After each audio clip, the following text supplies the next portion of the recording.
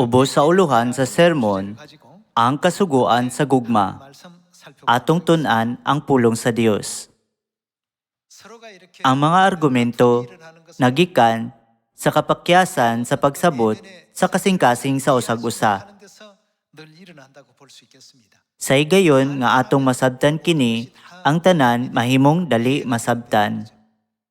Apan, tungod kay wala kita magsabot sa kasing-kasing sa usag-usa, mahimong mutungha ang dili pagsinabtanay. Adunay bahin sa usa ka libro nga akong nabasa kaniadto. Adunay 5 ka tuig nga batang lalaki nga nagsakay sa tren uban sa iyang amahan. Apan, ang bata nagasinggit ug nagdagandagan nga nakasamok sa tanang anaa sa tren. Apan, ang iyang amahan naglingkod lang didto. Ang mga tao nagmugot ug wala na himuot. Apan ang bata nagpadayon sa pagsagit ug pagdagandagan, nakadisturbo sa ubang anaa sa tren. Busa, ang mga tao misugod sa paghunghong. Dili ba dapat gipahilom siya sa iyang amahan?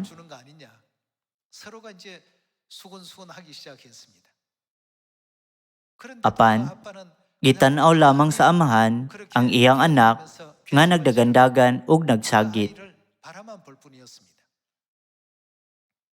Ang usa sa mga pasahero wala na makagwanta. Maong giadto niya ang amahan ug mipaabot sa ilang kasuko. Wala ba ka kay balo sa pamatasan sa publiko? Nganong gitugutan man nimo imong anak nga makabulabog sa mga pasahero? Palihog himua ang butang aron siya mohunong sa pagsagit. Apan, ang amahan sa bata nagtutok lang sa bata nga daw walay gibati. Nasuko og samot ang tawo ug gisagitan niyag ayo ang amahan. Miapil usab ang laing pasahero. Isip ginikanan, kung ang imong anak magsaba-saba, dili ba nimo siya pugngan? Daghan usab sa uban nga mga pasahero ang miapil. Unya, ang amahan nga naghilom-hilom misugod sa pagsulti.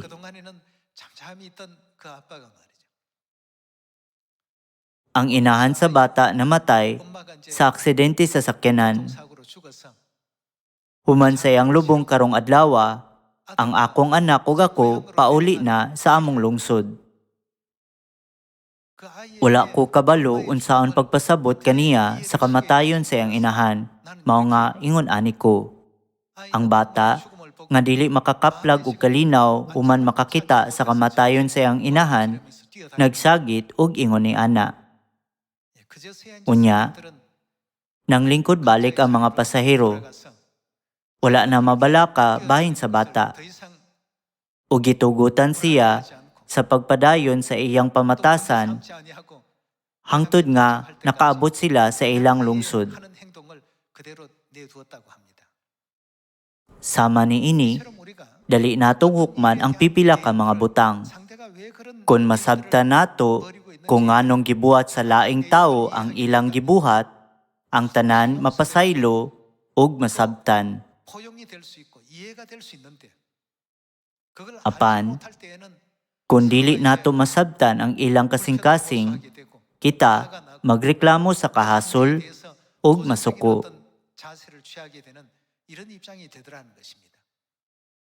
Kung atong tan-awon ang sulod sa kasing-kasing sa usag-usa, masabtan ang tanan. Ilabi na sa atong pagtuo. Ang mga anak sa Siyon naglakaw sa dalan sa pagtuo. Naglaom sa langit, nagsunod sa kabubuton sa Dios ug makadawat og daghang panalangin. Apan, usahay, Dili kita komportable kung ang atong mga opinyon lahi. Karon, gusto kong isulti kaninyo ang istorya gikan sa usa ka libro. Basahon ko kini kaninyo. Usa ka adlaw, nangutana ang usa ka asawa sa iyang bana, "Langga, nganong padayon man nimo kong gipadaog bisan nasayod ka nga nasayop ko?" Unya, mitubag ang bana, "Ikaw ang akong asawa. Unsay akong makuha sa pagdaog? Kung modaog ko batok kanimo, mawala ka kanako. Sama ra kini sa pagkawala sa akong kinabuhi." Mao kini ang tubag sa bana.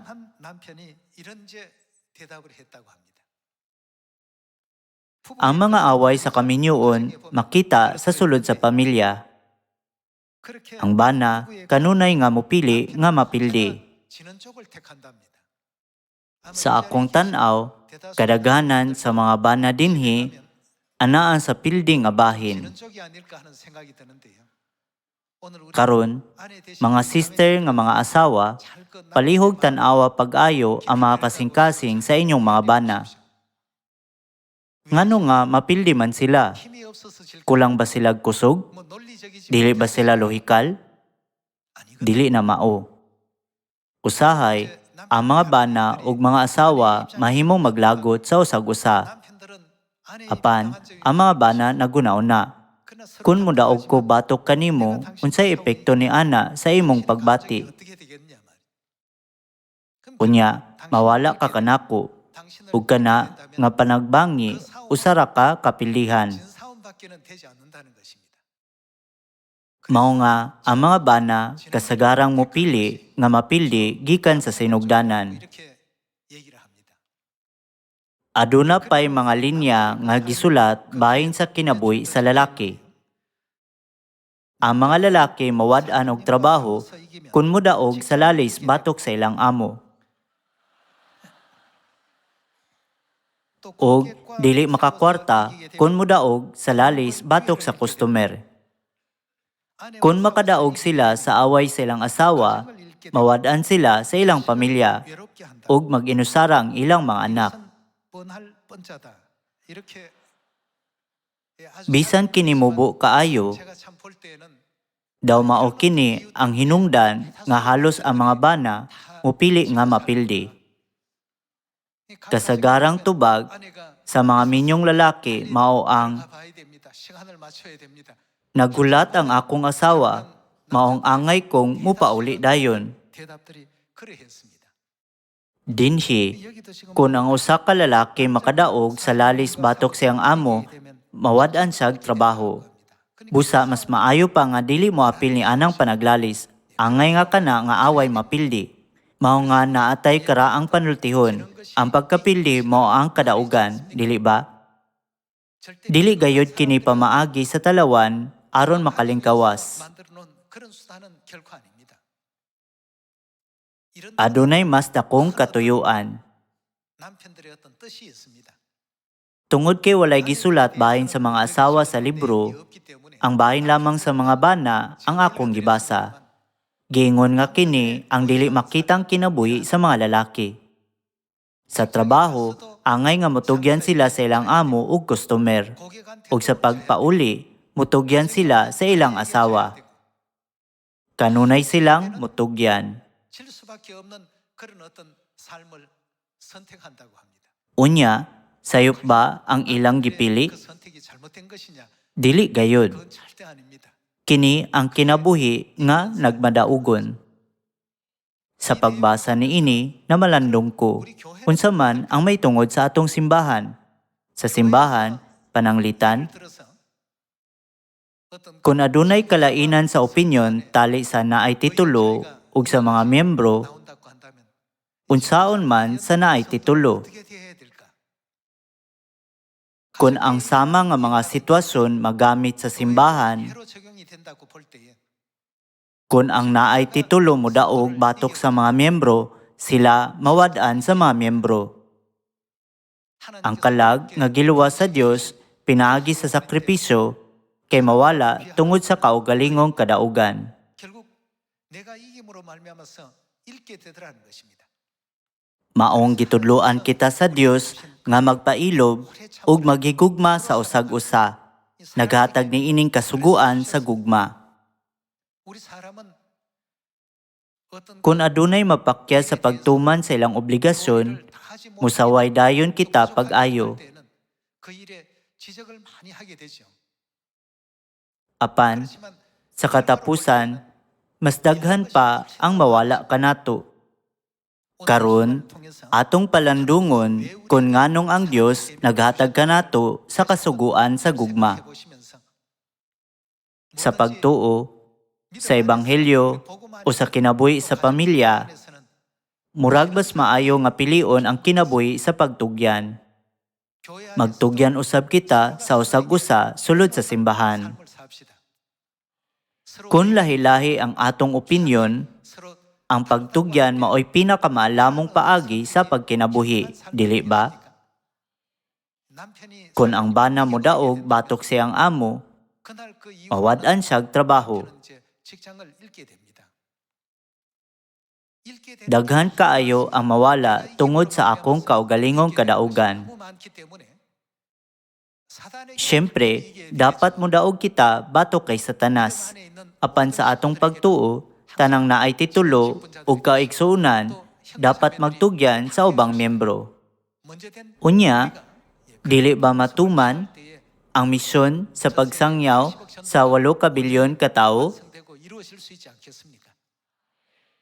Atong ablihan ang John chapter 13. Atong tan-awon ang John chapter 13 verse 34. Maghatag ako kaninyog bag-ong sugo.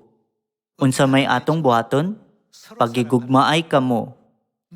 Ingon nga ako na higugma kaninyo, pagigugmaay usab kamo. Kung magigugmaay kamo, mahibalo ang tanan nga kamo akong mga tinun-an.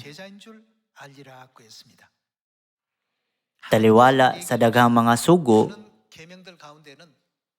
anaa ang pagsaylo ug ang adlawng igpapahulay. Apan, dili gayud nato kalimtan ang sugo, paghigugmaay kamo sa usag-usa. Mao nga dagang record sa Biblia bahin sa gugma. Nganong ingon ana ang akong bana? Nganong dili man siya makabuhat og lahi? Kung masabtan nimo kini, adunay hinungdan. Sa holiday, ang mga asawa gustong mugawas uban sa bana. Apan, ang bana gustong magtambay lamang sa sofa.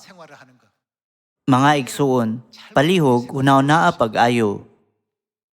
Hunaw-naa kung unsa siya kakapoy sa trabaho. Pag-abot niya sa balay, gusto niya nga mohigda ug mopahulay. Ang paglakaw pag-usab kay hasol kaayo.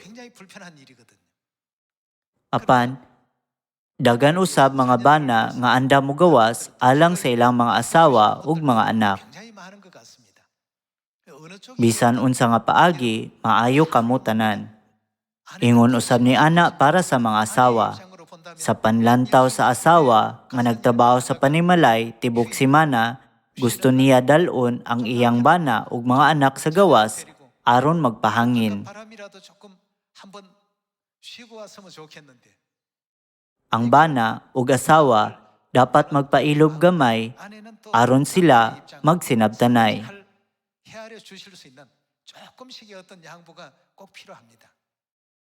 Busa, unsay gisulti sa Dios, wala kini gituyo nga dili patas. Ang Dios miingon, pagigugmaay kamo sa usag-usa, mga bana ngadto sa mga asawa ngadto sa mga bana, ug mausab kini alang sa mga igsuon. Dapat natong masabtan ang mga panlantaw sa usag-usa. Nasayran sa mga pasahero nga ang syagit sa bata nagikan sa pagsaksi sa kamatayon sa iyang inahan. Sa pagsabot niini, tanan nagpakita og simpatya. Kung magkasinabtanay kita, mahimo kitang managhigala. Apan unsay may tabo kung dili kita magsinabtanay. Mahimo kitang magkaaway. 두고 원수가 되어 버립니다. Sa simbahan, adunay managsuong lalaki ug babayi gikan sa lain-laing mga kagikan. 자라난 그런 자매들이 있습니다. Tanan nagpundok sa paghimog usa ka komunidad. Naningkamot aron dungang mosulod sa langit ug nagtinabangay, nagsuporta sa unahan ug sa likuran. Dili ba? 같이 가는 우리 천국 아니겠습니까? Dili tanan mahimong eksaktong parehas nako. 똑같을 수는 없습니다. Dili tanan 모든 parehas. 것이 다 절대 같지 않습니다. Dili kaangay magunaw na. 내 발을 Nasuko 떼어 ko 가려주기 때문에 kay wala nila gibuhat ang mga butang sa akong paagi. Kung una nimong hunaw-naon ang panlantaw sa laing tawo, makahunaw na ka. Kana makatarungan. Maong bisan kung ang bata nagdagan sa tren, ang tanang pasahero nagpabilin nga mapailubon. Dili ba? 승객들이 참참하게 기다려주고 참아주는 것 아니겠습니까? Busa, kung ang tanang siyon sa kalibutan magtuman sa kasuguan, 하신 ingon nga ako na higugma kaninyo, pagigugmaayo sab kamo. 새로운 실천한다. Ang ebanghelyo masangyaw gayod sa Samaria ug sa tibuok kalibutan. Atong tan-awon ang 1 John chapter 4. Atong tan-awon ang 1 John chapter 4 verse 16. 함께 보겠습니다. Busa nasayod kita ug nagtuo nga gigugma kita sa Dios. 우리가 알고 Ang Dios gugma ug ang nagkinabuhi subay sa gugma anaa sa Dios ug ang Dios anaa kaniya. 하나님도 그 Gihingpit dinhi kanato ang gugma aron mahingpit ang atong kaisog sa adlaw sa paghukom. Kaya ang kinabuhi nato dinhi sa kalibutan sama naman sa kinabuhi ni Kristo. 같이 우리도 세상의 Walay kahadlok diha sa gugma. 안에는 Ang gugmang hingpit magwagtang sa tanang kahadlok. 두려움을 내어 Busa kun mahadlok gihapon ang tawo, wala pa mahingpit ang gugma diha kaniya. Kaya ang kahadlok may kalabutan man sa silot. Nahigugma kita kay ang Dios man ang unang nagigugma kanato.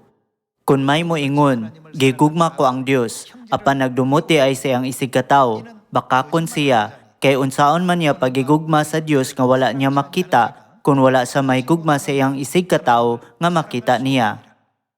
Ang gisugo, kinsa ang naghatag kanato niini nga sugo? Gisugo ni Kristo kanato mao kini. Ang nahigugma sa Dios kinahanglan magigugma usab sa iyang isig katawo.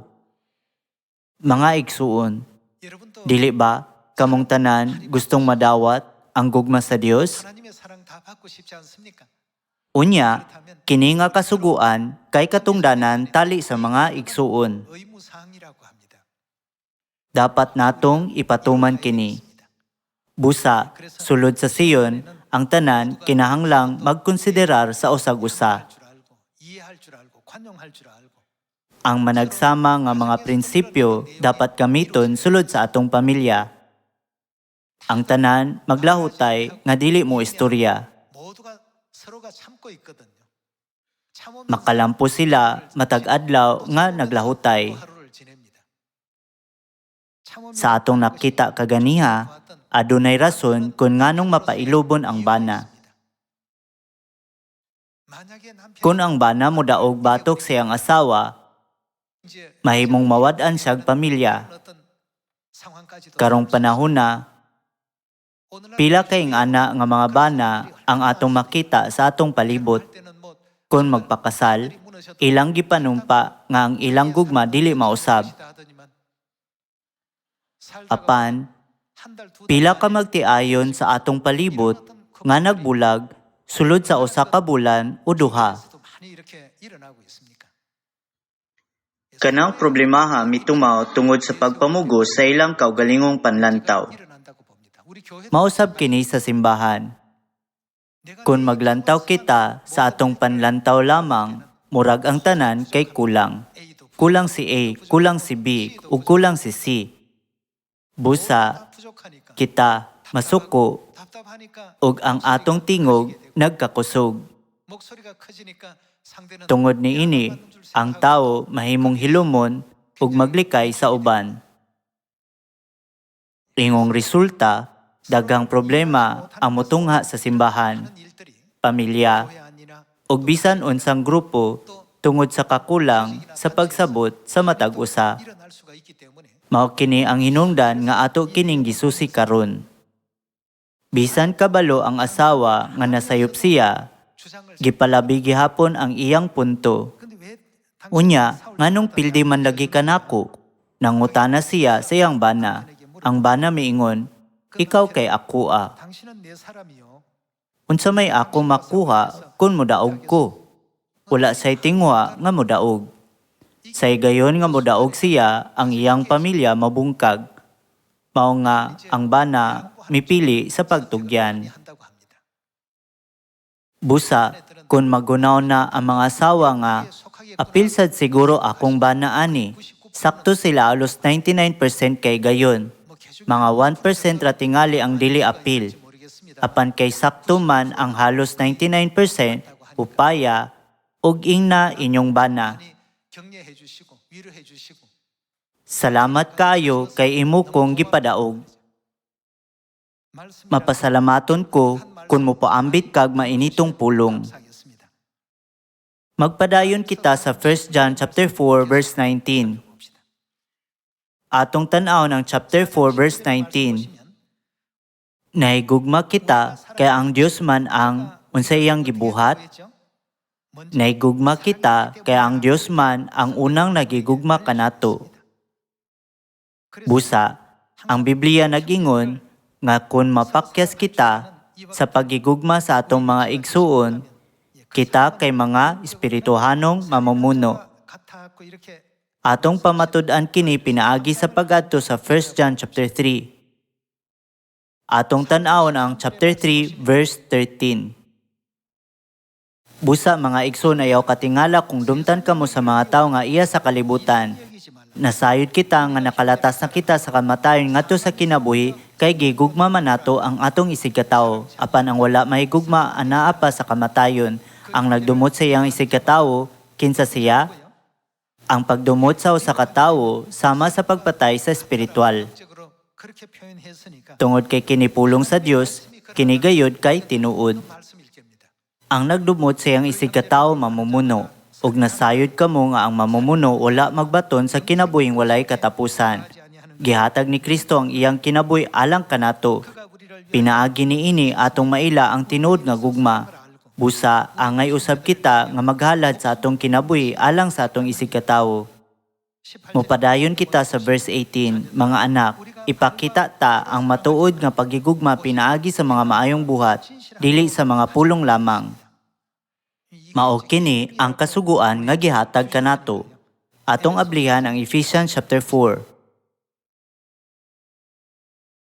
Ephesians chapter 4 verse 21. Atong tanaw ng chapter 4 verse 21.